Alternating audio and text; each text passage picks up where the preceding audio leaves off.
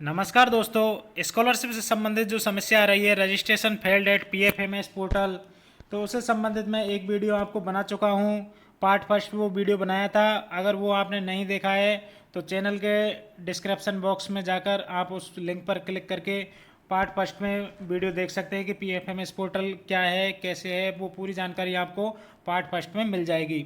अब मैं यहाँ पर इस वीडियो में आपको पार्ट सेकंड के बारे में जानकारी देना चाह रहा हूँ कि पीएफएमएस पोर्टल पर जो रिजेक्ट हो रहे हैं क्या दिक्कत है और उसका क्या समाधान है और क्या प्रोसेस है, तो इसके बारे में पूरी जानकारी इस वीडियो में मिलेगी। तो दोस्तों, मैं पीएफएमएस पोर्टल के बारे में आपको बता देता हूं कि जो एसएनए के माध्यम से जो स्कॉलरशिप के बिल बनाए जाते हैं, स्कॉलरशिप के जो बिल बनाए जाते हैं एसएनए के माध्यम से, जैसे कि कोई भी स्टेट गवर्नमेंट हो, चाहे वो राजस्थान हो, चाहे एमपी हो, यूपी हो, कोई भी स्टेट गवर्नमेंट हो, सबसे पहले आपका स्कॉलरशिप का फॉर्म आपने भरा। स्कॉलरशिप का फॉर्म आपने कंप्लीट कर दिया। कंप्लीट करने के बाद विभाग में फॉर्म गया, वहाँ पर फॉर्म को चेक किया गया। कोई कमी थी तो ऑब्जेक्शन लगा दिया और कमी नहीं थी तो उस फॉर्म को पास कर दिया। अब जैसे ही आपने ऑब्जेक्शन क्लियर करा के वो फॉर्म पास हो गया। पास होने के बाद क्या प्रोसेस होता है इसमें कि पास होने के बाद फॉर्म जो स्कॉलरशिप का फॉर्म पास हो जाता है, उसके बाद उसका पेमेंट सेंक्शन किया जाता है। पेमेंट सेंक्शन करने के बाद उसका बिल जनरेट किया जाता है। तो पेमेंट सेंक्शन कर देने के बाद तुरंत उसका बिल जनरेट किया जाता है। बिल जनरेट में एक लिमिट होती है, उस लिमिट के हिसाब से ही कैंडिडेट लिए जाते हैं।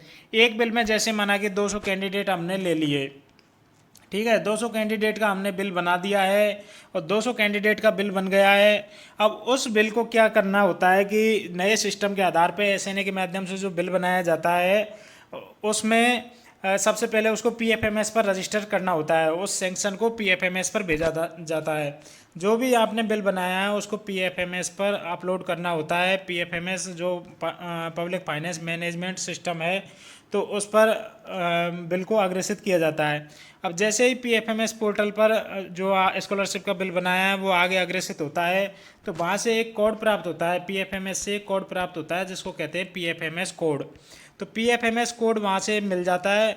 अब जैसे ही पीएफएमएस कोड मिलता है और उसको फिर जाके पे मैनेजर पर जाके उसको कोड को डालना होता है। उस कोड को वहाँ पर डाल देंगे पे मैनेजर पर। तो कोड डालने के बाद उसमें जितने भी स्टूडेंट हैं वो आपके सामने आ जाते हैं और उन स्टूडेंट का फिर वहाँ से पेमेंट किया जाता है।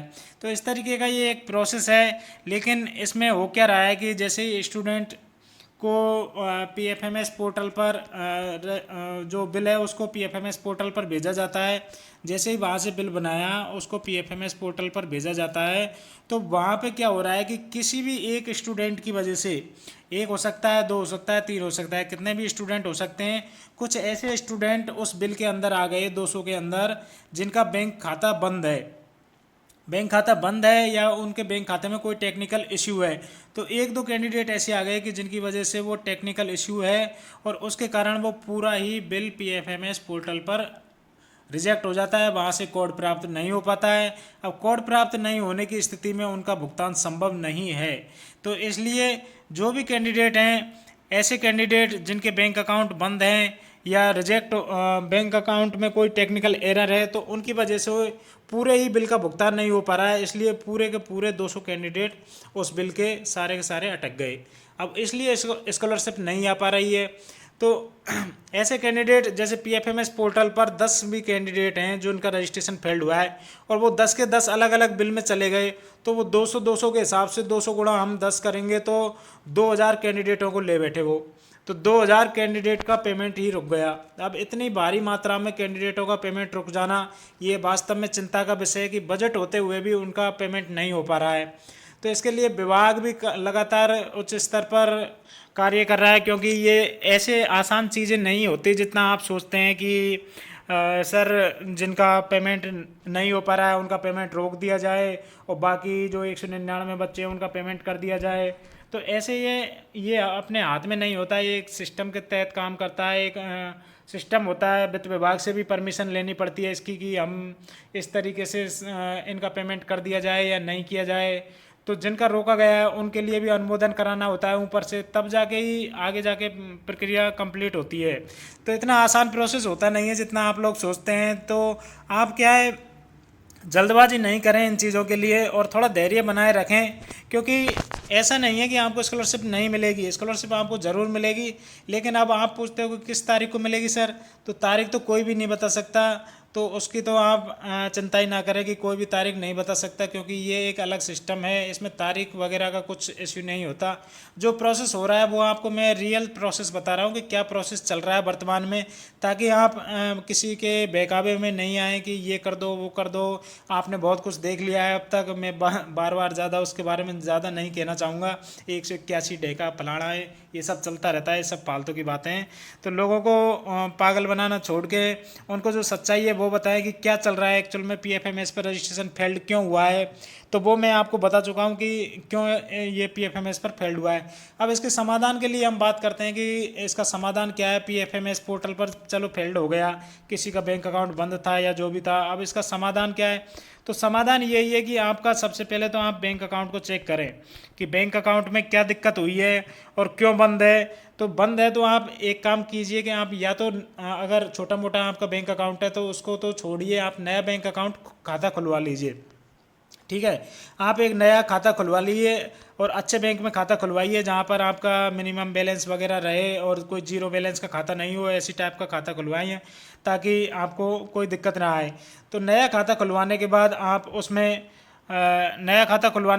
उसमें जनाधार में लिंक कीजिए। जनाधार में लिंक कर देने के बाद जनाधार में लिंक कर देने के बाद आप उसको आधार से भी लिंक कर लीजिए अकाउंट को। आधार से भी लिंक हो जाने के बाद आधार बेस्ड पेमेंट सिस्टम भी कार्य करने लग जाएगा। तो आधार से भी लिंक हो जाएगा, जनाधार में भी लिंक हो जाएगा।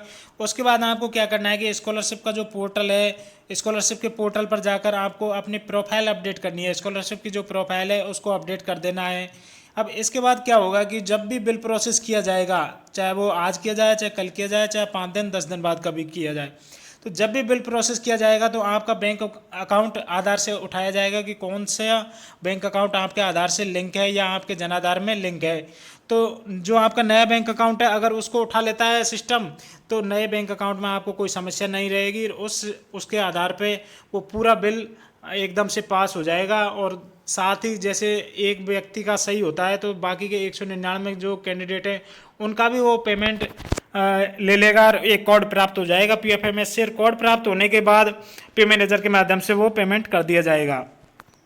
तो पे मैनेजर का जो प्रोसेस है पेमेंट करने का वो इस तरीके का प्रोसेस है। अब इसमें क्या होगा कि जो नेक्स्ट अपडेट आएगी, अगर आपने अकाउंट अपडेट नहीं किया है, ध्यान दें जिनका पीएफएमएस पे पोर्टल पे फेल्ड हुआ है वो एक बार फिर ध्यान दें। पीएफएमएस पोर्टल पर जिनका रजिस्ट्रेशन फेल्ड हुआ है, अगर उन्होंने उनका खाता नया खाता नहीं लिया या पुराना खाते को सही नहीं करवाया या ऐसी कोई समस्या आपके खाते में रह रही है तो आपको फिर देरी हो जाएगी। मैं इसलिए कहना चाह रहा हूँ कि अब जो नया सिस्टम लागू होगा, नए सिस्टम में क्या किया जाएगा कि जैसे 200 कैंडिडेट का बिल है और 200 कैंडिडेट में से अगर एक भी कैंडिडेट है उसका रजिस्ट्रेशन फेल्ड हो रहा है तो उसका बिल नहीं बनाकर उसको छोड़कर बाकी का भुगतान कर दिया जाएगा, बाकी 199 का भुगतान कर दिया जाएगा ताकि ज़्यादा संख्या में कैंडिडेट का पेमेंट नहीं रुक सके और उनका भुगतान हो जाए।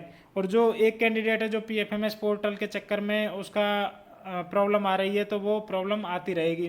तो इसलिए आप जिनका भी पीएफएमएस पोर्टल पर रजिस्ट्रेशन फेल्ड हुआ है वो एक बार अपने अकाउंट को, ज़्यादा लोड लेने की ज़रूरत नहीं है, आपको सिर्फ यही करना है कि आपका जो बैंक अकाउंट है उसको एक बार बैंक में चेक करवा लें कि सर मेरा पीएफएमएस पे रजिस्ट्रेशन फेल्ड हुआ है बैंक अकाउंट की वजह से।